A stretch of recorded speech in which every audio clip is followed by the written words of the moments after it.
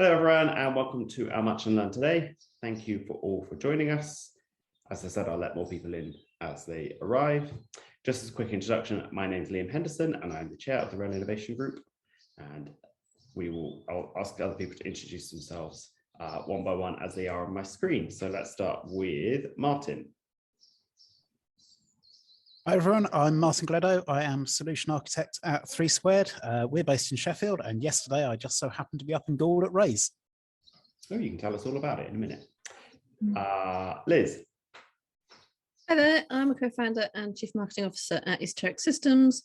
We were recipients of a first of a kind in rail competition in 2020, and we've been working with Southeastern on some passenger information about how busy trains will be. Brilliant. Lena. Hi everyone, I'm Lina Srebrova. I'm the XR strategist at Digital Notes, and we basically create immersive solutions for different companies across the industrial sectors. And we happen to work with rail from kind of recently, so I'm very much interested to know more about the industry and what opportunities are out there. Brilliant, thank you. We've got Andrew. Hello everybody, I'm Andrew Broadbent. I'm head of the Mobility System Lab at Hitachi's European R&D Centre, and we are an organisation that is separate from Hitachi Rail, and we are part of Hitachi's global R&D organisation. I've been with Hitachi 5 years, and prior to Hitachi I was at RSSB, where I've been involved in research and development projects and the innovation programmes, so worked an awful lot with Innovate UK, and this is my first Rail Innovation Group event. So coming along and have a look to see how the whole thing goes, and catching up with Liam later this week. You're more than welcome to our Munch Learn. And lastly, Anna. Oh, hi there. My name's Anna Taylor. I work for the Defence and Security Accelerator. I cover the North East Yorkshire and Humber region, and I just thought I'd drop into this meeting to find out a bit more about the programme, because I often deal with SMEs and other companies that are dealing with security side of rail and transport. Brilliant. So just before I hand over to Abi, I just wanted to let you know about 2 more events that should be in your calendars.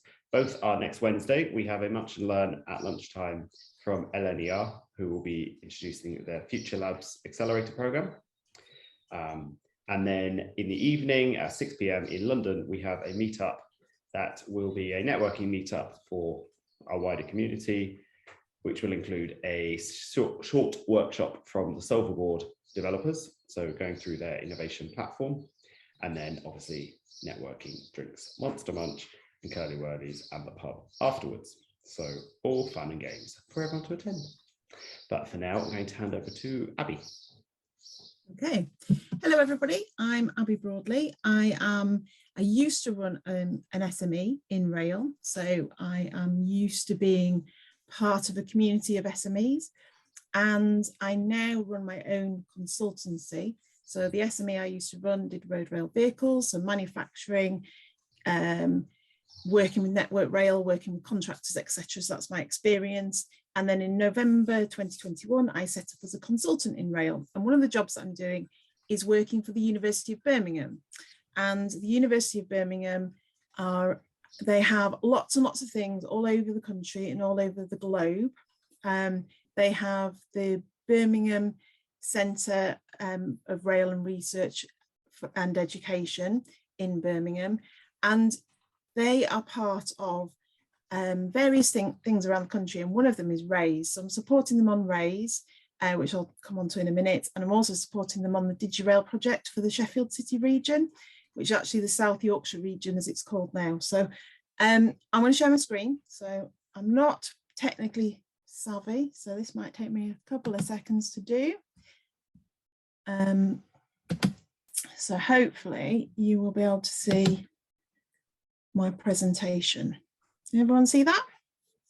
Okay, so introducing RaisE.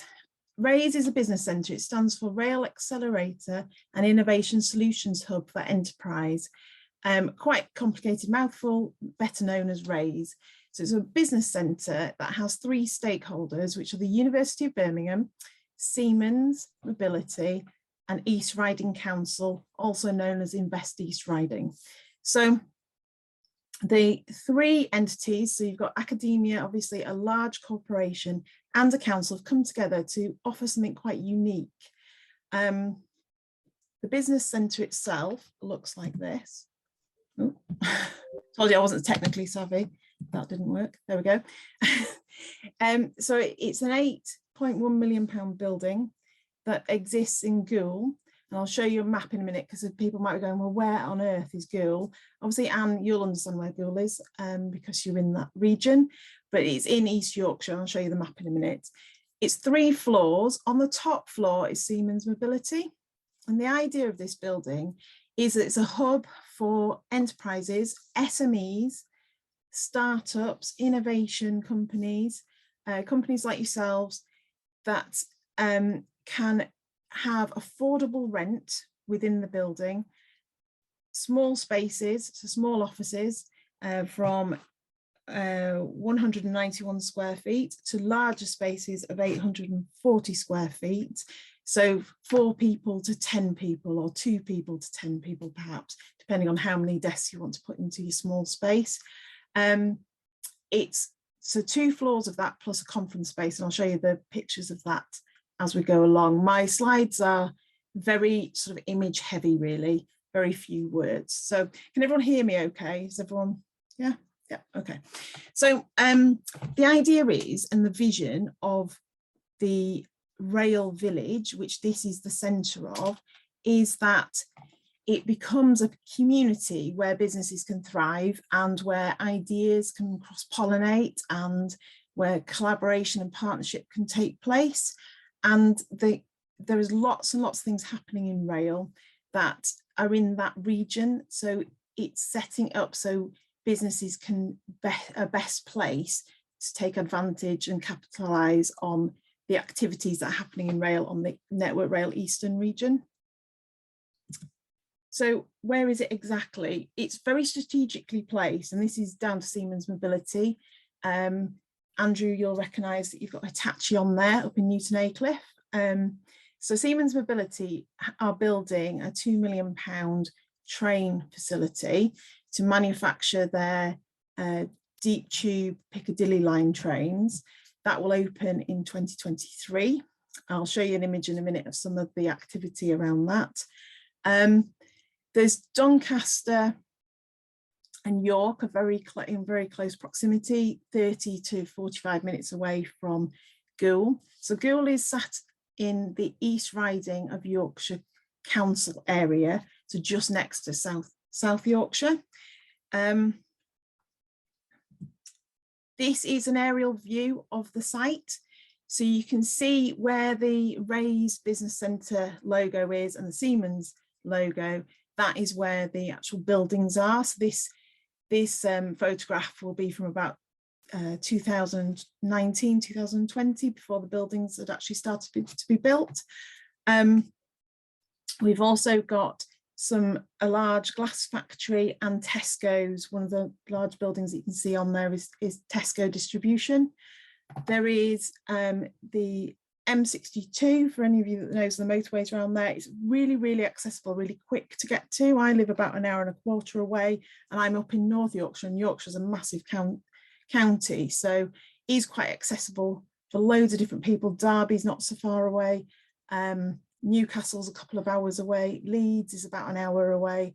So lots of different places can easily get there by road. There's also a train station as well, so you can get there by rail as well. So the Siemens Mobility train manufacturing facility, like I say, that's being built at the moment.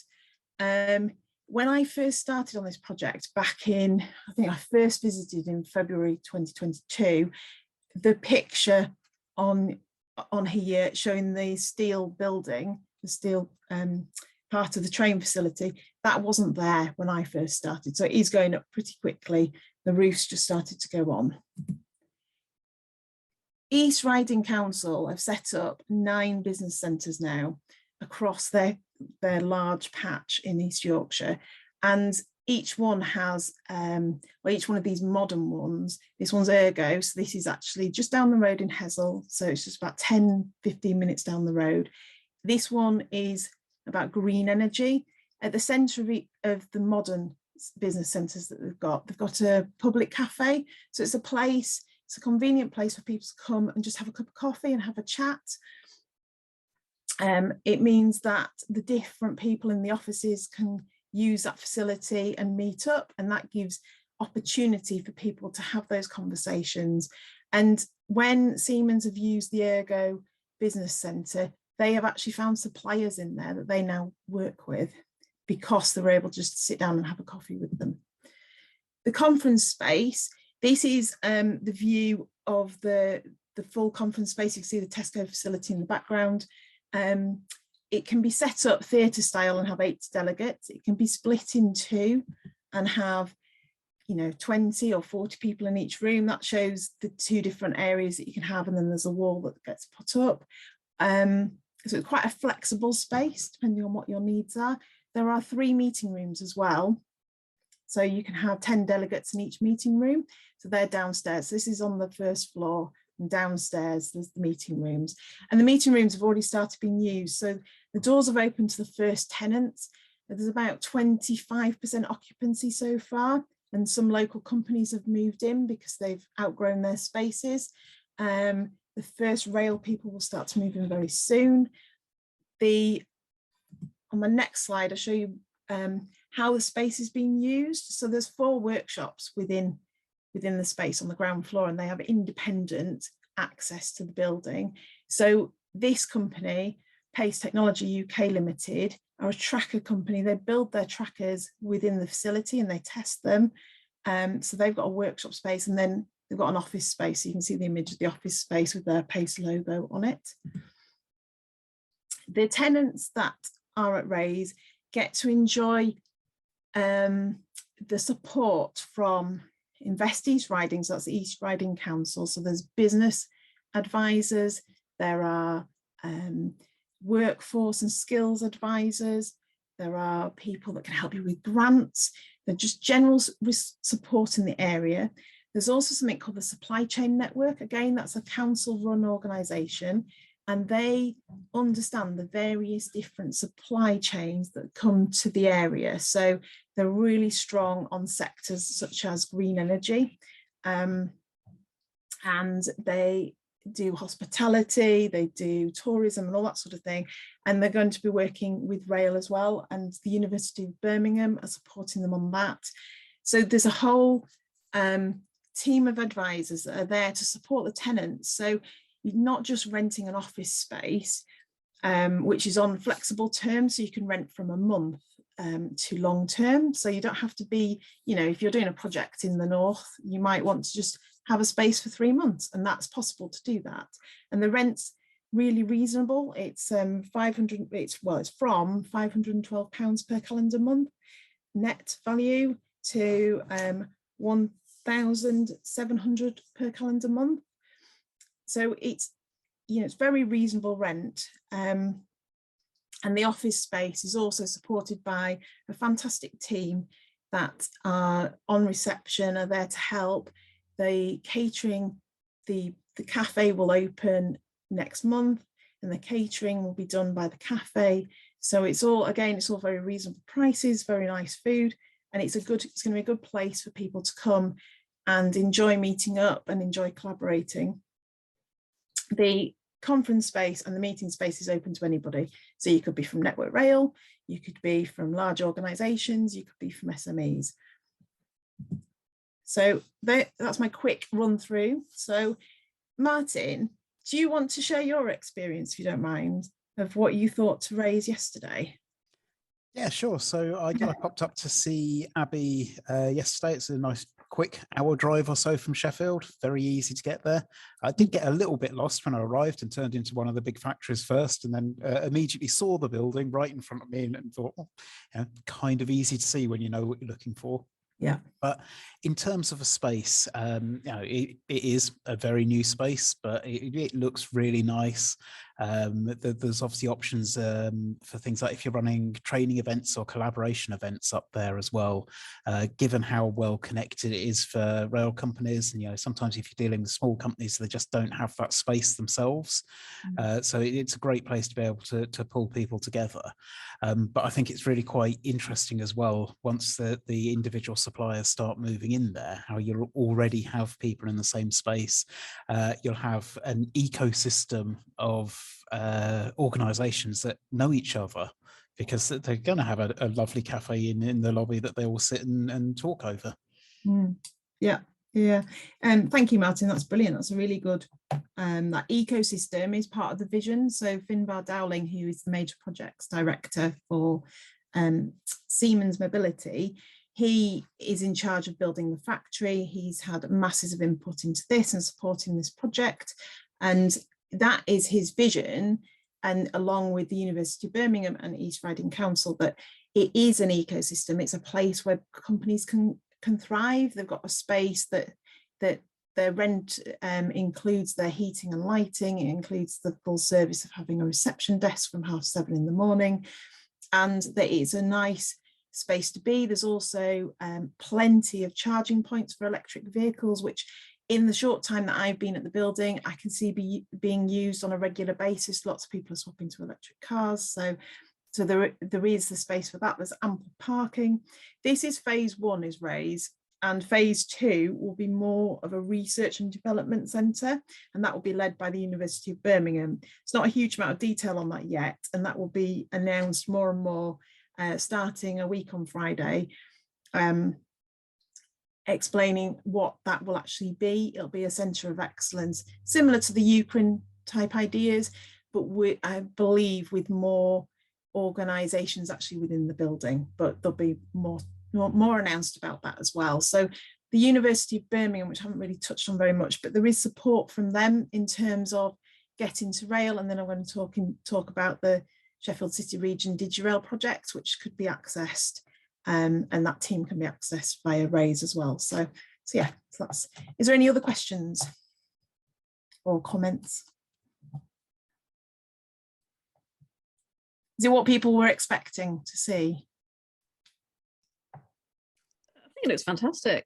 Opportunity. So we're based in Bristol. It's a long way away. Yeah. But we are in an innovation hub just for businesses generally. And even there, we've found that you get a certain amount of cross-fertilization of ideas and collaboration and stuff. So I can see a place that's dedicated to rails, a fantastic opportunity. Yeah, thank you. I think I work with a company called Plasma Track, and they are in a space in London, and it's a converted office space, and they've got that central cafe, and they've got meeting rooms that can be hired on an hourly or half-day basis or a full-day basis. Exactly the same principle as RaisE, and it is a tried and tested principle, and it works brilliantly. You've got that flexible space, you've got support of other businesses, you've got potential collaboration opportunities, and that cross-fertilization can happen. So yeah, so that's great. Okay, shall I move on to Sheffield City Region DigiRail project? Yep. Okay, I'll share this with you, Liam, and then if you want to put it out, those are all the contact details, okay, for the RaisE project. So DigiRail, I don't know how many people have heard of this, or it's been running for about 3-4 years. It's been running in the West Midlands. It's up for an award at the moment, an innovation award. DigiRail is born out of the requirement for companies to, and this is very similar to what you do, Liam, with your rail innovation group, in terms of it's a support, it's a method of learning about the railway if you're not already in railway, or helping support SMEs and startups who might already be in railway actually bring new things to the railways. So this allows 12 to 35 hours of support for eligible SMEs. Now, it is the Sheffield City Region, so that's the South Yorkshire Mayoral Combined Authority, the SYMCA, and So that's Doncaster, Barnsley, Rotherham and Sheffield. So SMEs that have registered offices in that space can access this. So hence why I was talking to Martin, 3 squared, because obviously they're in Sheffield. And like I say, there's 12 to 35 hours of support. Now this might be a Get Into Rail project, or it might be so that might be several hours of support, perhaps in a group setting where companies are shown what different elements to rail are and how to overcome certain things and how to access the different protocols, the product acceptance and all that kind of thing. Or it might be something that's focused on the market and the commercial side of things in terms of what are the market needs and wants. Or it could be something technical where various people from the University of Birmingham are drafted in to support, and they can do research and testing in their labs. They can do software-based things. They can do lots of different testing. This gives you, the writing in red sort of gives you the idea of things that can be done. So it can be anything from aerodynamics to condition monitoring, access to or guidance to where you can do testing for real on infrastructure, depending on whether your item's physical. If your item's more software, there's support around that as well. So in terms of, if I could just open it up to the floor, because I'm aware that, you know, someone's mentioned Bristol. I know some of you might be based in London. I know some of you are based in Sheffield, and in the Sheffield City region, South Yorkshire area. What would it be that you as companies would want to be able to access?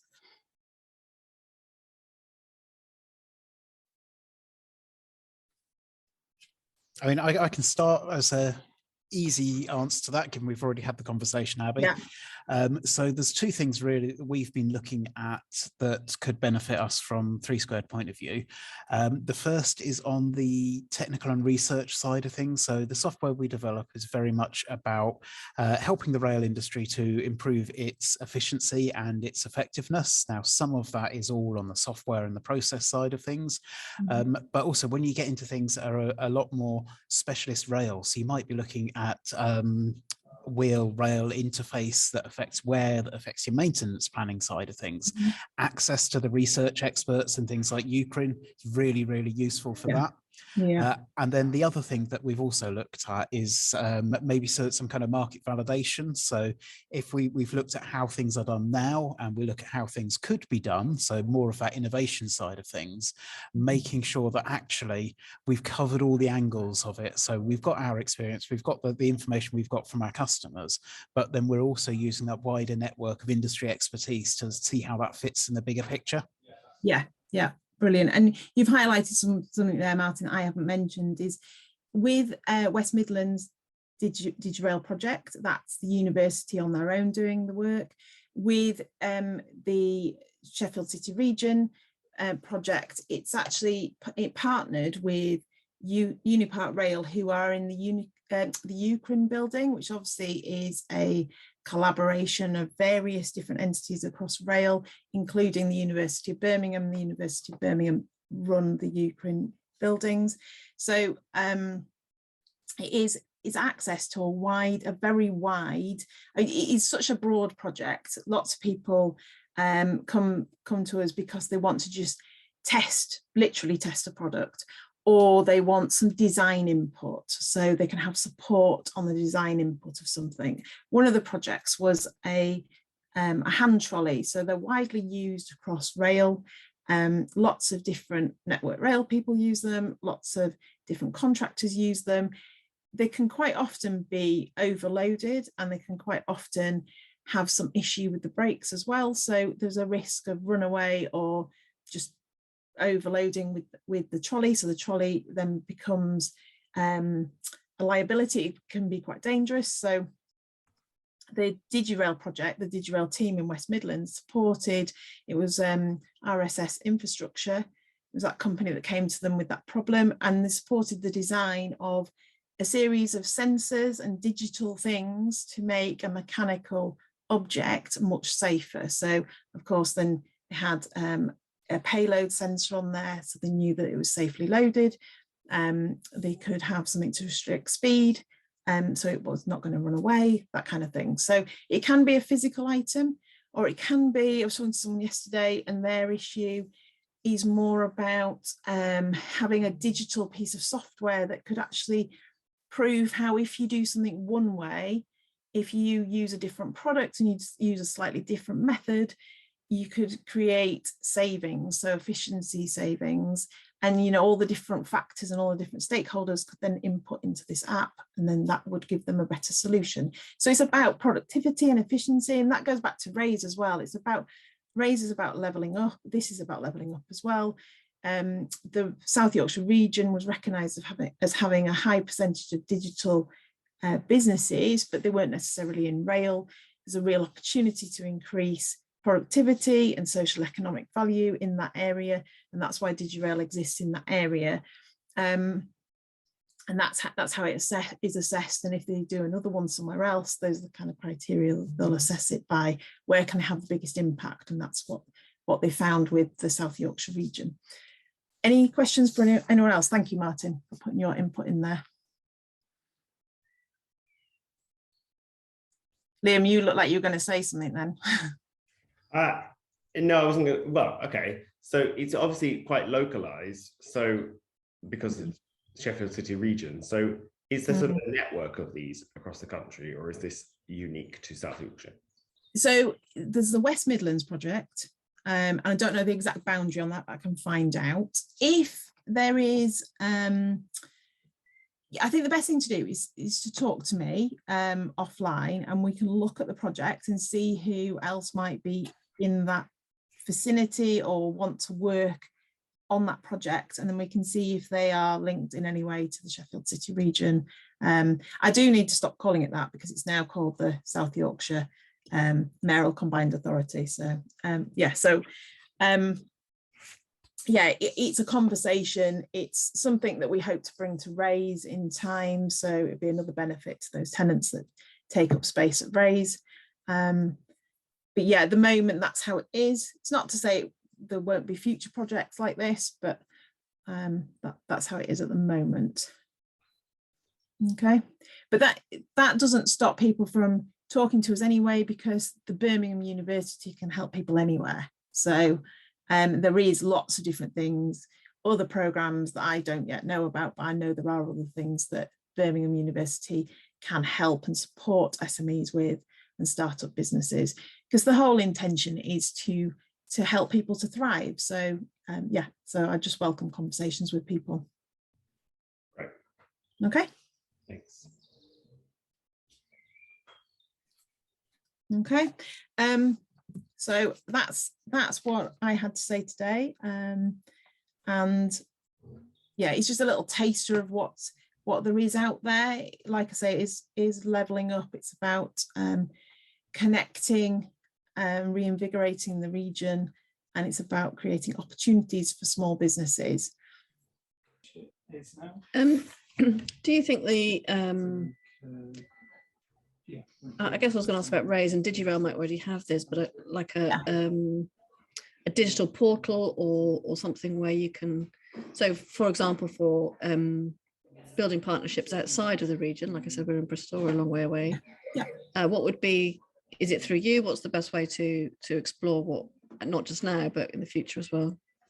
Yeah, so the University of Birmingham have dedicated areas on their website that show the different projects that they do, and they regularly update it, and things change all the time. So it can be momentarily out of date as well. So, but there is stuff on there.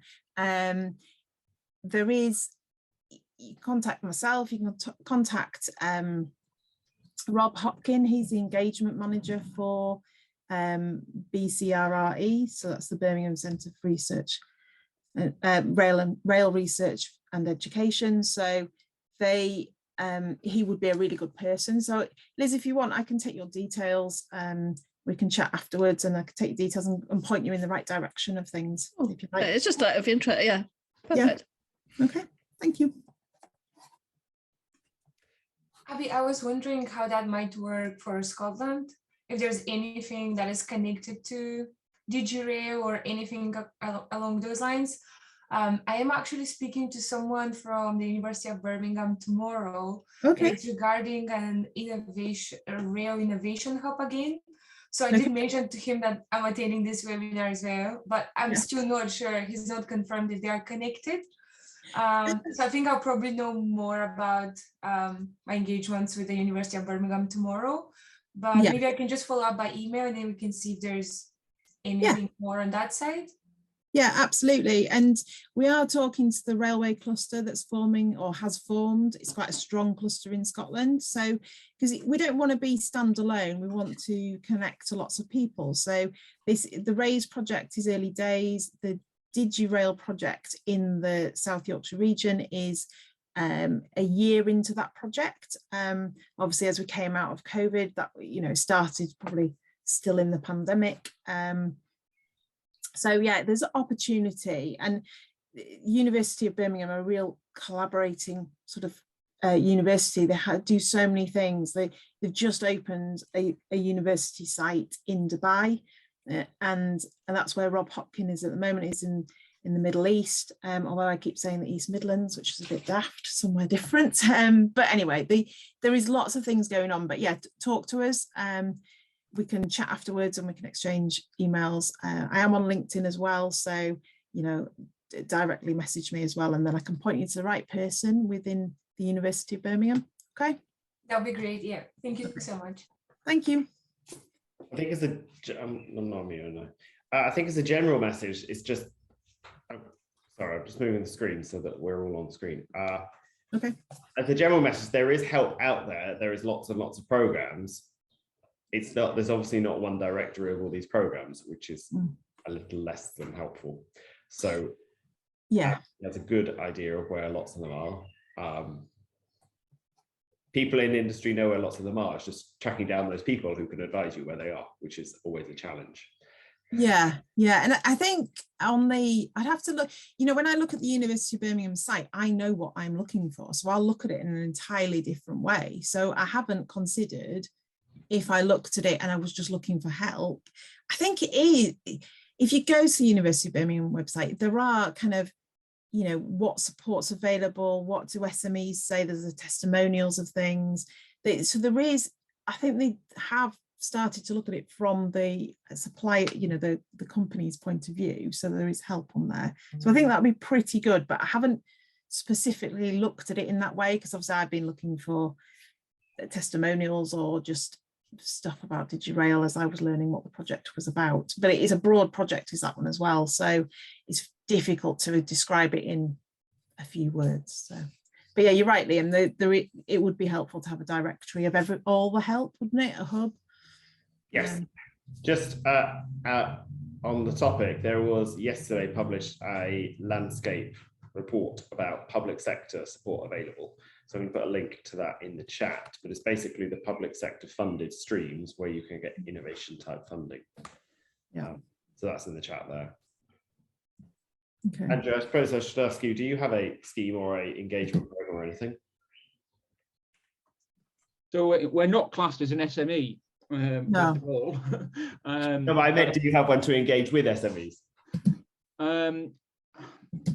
So one of the as the European R&D Centre, we're primarily there to think about the solutions that are going to support Hitachi businesses and their customers.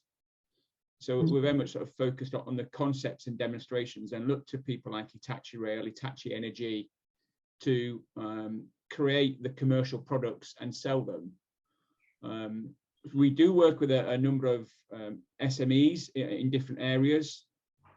And we also have, as part of Hitachi, a corporate venturing office as well, which is doing the sort of survey and scanning of startups in areas where we want to think about investing. Quite often, though, we find that the business units will engage with SMEs directly themselves, and then becomes a sort of question: what's the value added that, as a corporate R&D group, we are adding? If we are engaging with the SMEs rather than the business units. I think one of the things that I didn't see mentioned, though, and I think it's a general question around the rail innovation, is where's that sort of, or how do we create, or where does it exist, this sort of collective view of what the future of mobility will be?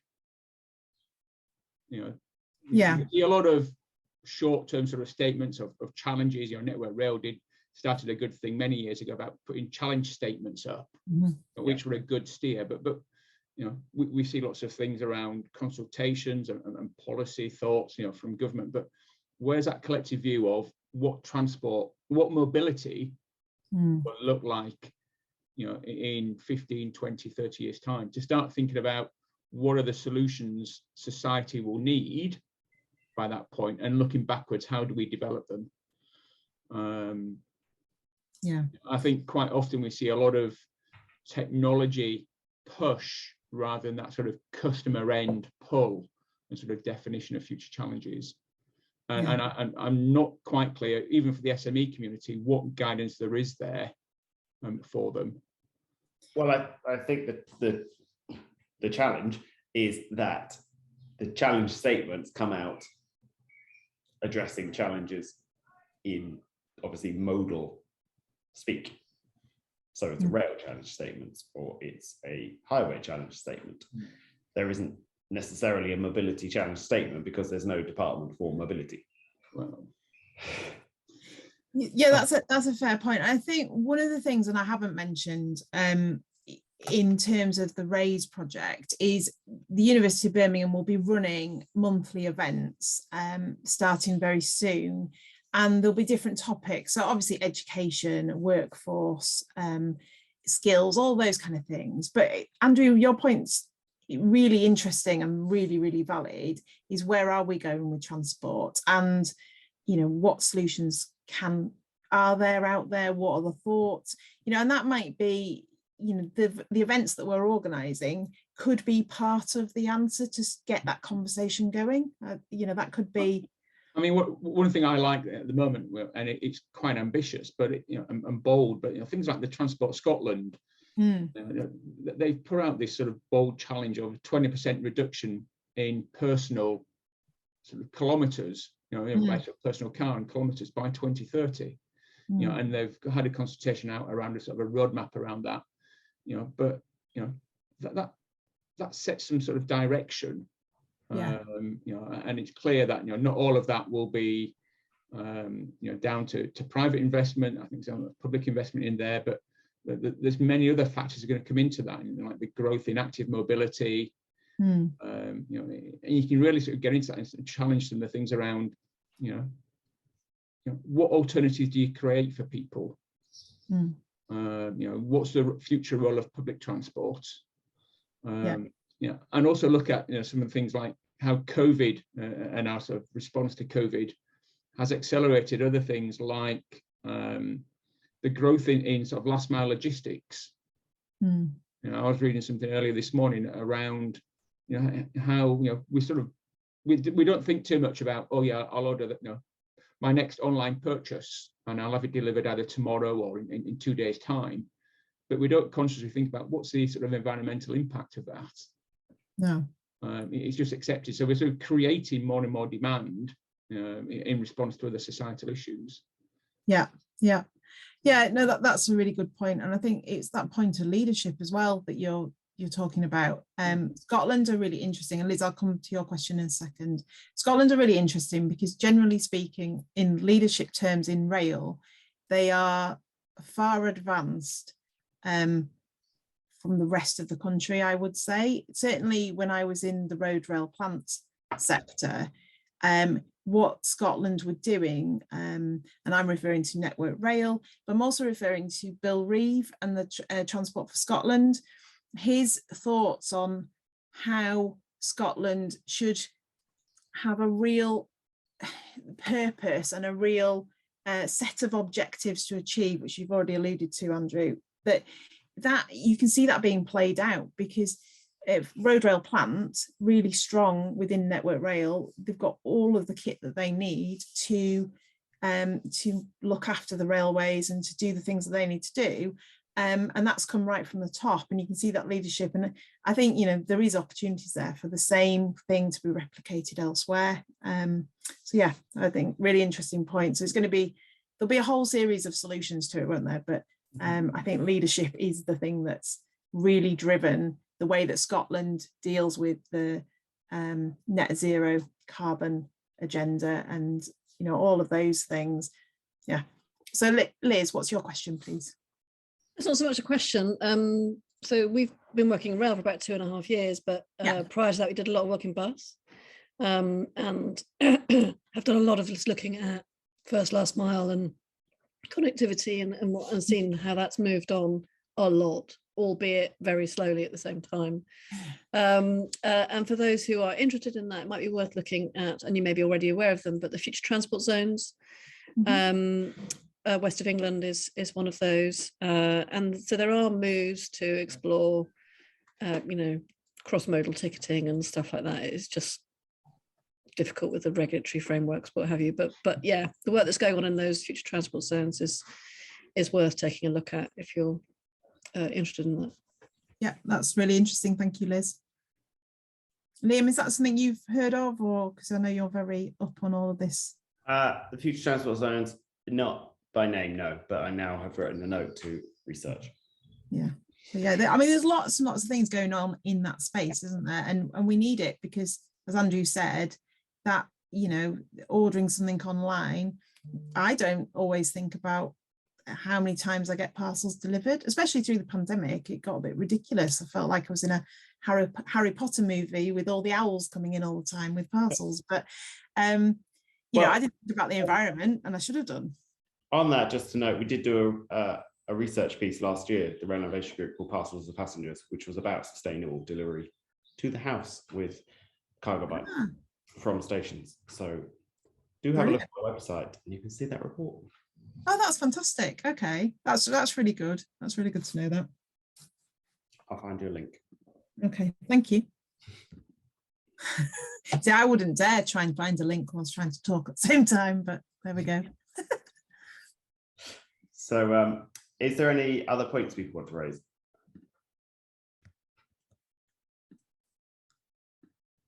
Nope. Abi, are you looking for other channels to promote the RaisE business hub? Are you looking for different ways to raise the profile for that?